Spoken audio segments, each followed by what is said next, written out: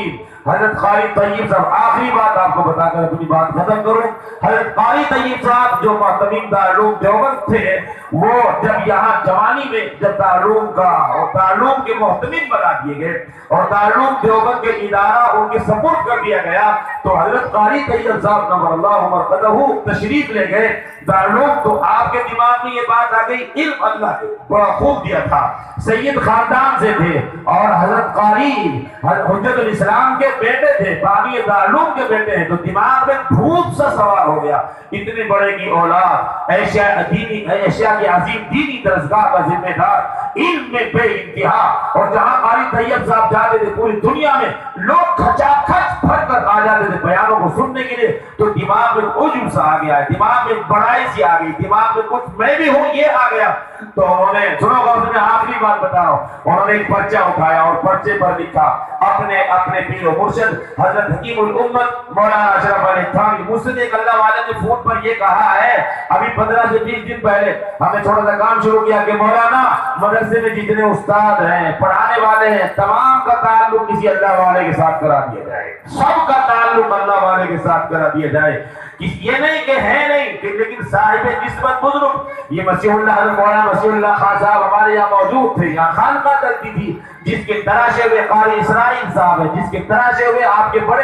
بڑے مولوی صاحب جو یہاں تھے، وہ جو بزرگوں کے تراشے ہوئے لوگ تھے، وہ جو بزرگوں کے ہاتھوں کے نیچے کے نکلے ہوئے لوگ تھے. مدرسے نے الگ تراشا تھا لیکن الگ ڈھنگ سے بزرگوں نے تراشا تھا، جن کی کشتیاں آج تک تیر رہی ہے اور چل رہی ہے. تو وہ اللہ والے نے فون کر کر مجھے کہا کہ تمام استادوں کا تعلق کسی صاحب نسبت بزرگ سے ضرور ہونا چاہیے، اپنی بات کہہ سکے، اس کی سن سکے، ہمیں ہمیشہ چلنا چاہیے. تو حضرت قاری طیب صاحب نور اللہ مرقدہ جب دارالعلوم کے محتمم بنا دیے گئے اور آپ کے اندر یہ چیز پیدا ہو گئی، خود ہی سی ایک چیز آ گئی کہ میں بھی تو کچھ ہوں. تو انہوں نے ایک پرچہ لکھا اپنے پیر و مرشد حضرت حکیم الامت کو کہ حضرت جب سے میں دارالعلوم کا ذمہ دار بنا ہوں، میرے اندر خود رائے پیدا ہو گئی ہے، خود پسندی پیدا ہو گئی ہے، میرے اندر ذرا بڑائی سی آ گئی ہے، لہذا اس کا کیا علاج ہے؟ سنو،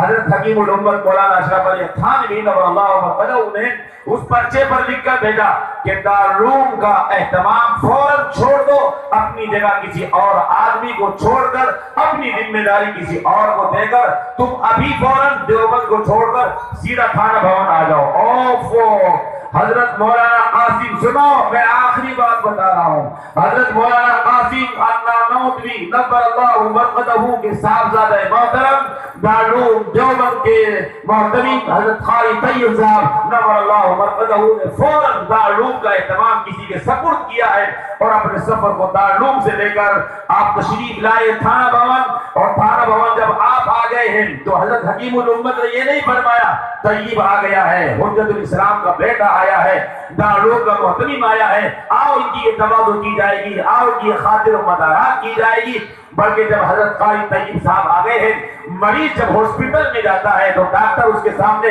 بالوشاہی نہیں رکھتا ہے بلکہ اس کو بیڈ پر لٹاتا ہے، اور جس آپریشن کی مریض کے لیے ضرورت ہوتی ہے اس کا وہی استقبال ہے، اس کا وہی اکرام ہے، اس کا وہی احترام ہے. کہ ڈاکٹر کے پاس کوئی آئی جی آیا ہے تو وہ آئی جی کے سامنے پیڑے اور بنگل پکڑ اور اس کے سامنے بالوشاہی نہیں رکھتا ہے بلکہ اس کو کہتا ہے آپ بیڈ پر لیٹ جائیں اور چاقو اٹھا کر لائیں اور چھری اٹھا کر لائیں اور آئی جی کا آپریشن ہوگا، اس کی خیر خواہی اسی میں ہے. حضرت قاری طیب صاحب نور اللہ مرقدہ دارالعلوم دیوبند سے ہٹ کر جب یہاں تشریف لائے اور آپ آ گئے تھانہ بھون تو آپ نے یہ نہیں فرمایا کہ یہ بڑی اونچی اولاد ہے، بڑی نسبت ہے، بڑی شخصیت ہے، اس لیے کہ دماغ میں ایک چیز پیدا ہو گئی جس کو نکالنا ضروری ہے، اندر ایک چیز پیدا ہو گئی اس کو باہر نکالنا ضروری ہے. تو فرمایا حضرت قاری طیب صاحب نور اللہ مرقدہ سے آپ آ گئے ہیں کہ جی ہاں آپ کے مرض کا ایک علاج ہے. کیا علاج ہے حضرت والا؟ فرمایا طیب تمہارا علاج یہ ہے، اگر تمہارے اندر کی یہ مرض ختم ہونا ہے، یہ بیماری کو ختم کرنا ہے تو تمہارا علاج یہ ہے، ہماری اس خانقاہ کی مسجد میں جتنے لوگ نماز پڑھنے کے لیے آتے ہیں، ہماری اس خانقاہ کی مسجد میں، سنو ہماری اس خانقاہ کی مسجد میں، سب پیچھے دیکھو، سب دیکھنے لگ جاؤ پیچھے، سب دیکھو پیچھے بڑے تعجب کے ساتھ، ہماری خانقاہ کی مسجد میں جتنے لوگ نماز پڑھنے کے لیے آتے ہیں،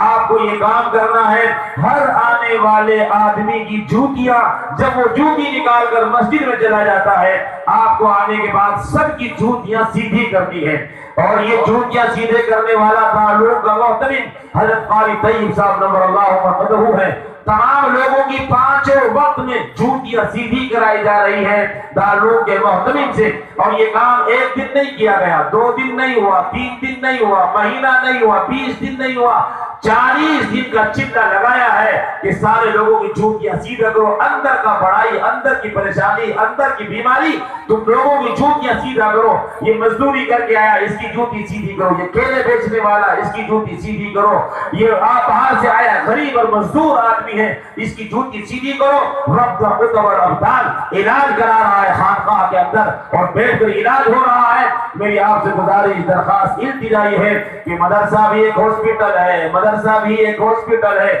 وہاں ہاسپٹلوں کے اندر جو علاج کیا جاتا ہے وہ سر کے درد کا علاج ہوتا ہے، پیٹ کی بیماری کا علاج ہوتا ہے، ہاتھ شل ہو جائے اس کا علاج ہوتا ہے، پیٹ پھول جائے اس کا علاج ہوتا ہے، دل میں سوراخ ہو جائے اور ہاسپٹلوں کے اندر علاج ہوتا ہے۔ لیکن جو علاج اس مدرسے میں کیا جاتا ہے، جو علاج یہاں ہوتا ہے، اور جس علاج کے لیے آپ نے آج بڑے بڑے اللہ والوں کو اپنے یہاں بلایا ہے، یہاں کون سا علاج ہوتا ہے؟ اگر آپ جیب میں سے پیسے نکال کر ڈاکٹر کو دیں کہ ڈاکٹر صاحب ذرا دوائی دے دیں میری آنکھ کی، ڈاکٹر پوچھے گا کہ آنکھ میں درد ہے کہ آنکھ میں درد نہیں ہے، آنکھ سے پانی بہتا ہے کہ نہیں، پانی بھی نہیں بہتا، آنکھ سے آپ کی چٹھیاں کی ہے کیا آنکھ کم دکھتا ہے کہ نہیں، آنکھ سے کم بھی نہیں دکھتا، تو ڈاکٹر سوال کرے گا کہ دوائی کس چیز کی لے رہے ہیں آپ؟ نہ آپ کو کم دکھتا ہے، نہ آپ کی آنکھ دکھتی ہے، نہ آپ کی آنکھ سے پانی چلتا ہے، تو میں دوائی کس چیز کی دوں؟ تو آپ ڈاکٹر سے کہیں کہ میری آنکھ ٹھیک نہیں دیکھتی، تایا کی بیٹی پر اٹھ جاتی ہے، سالی کی بیٹی پر اٹھ جاتی ہے، پڑوس میں کوئی لڑکی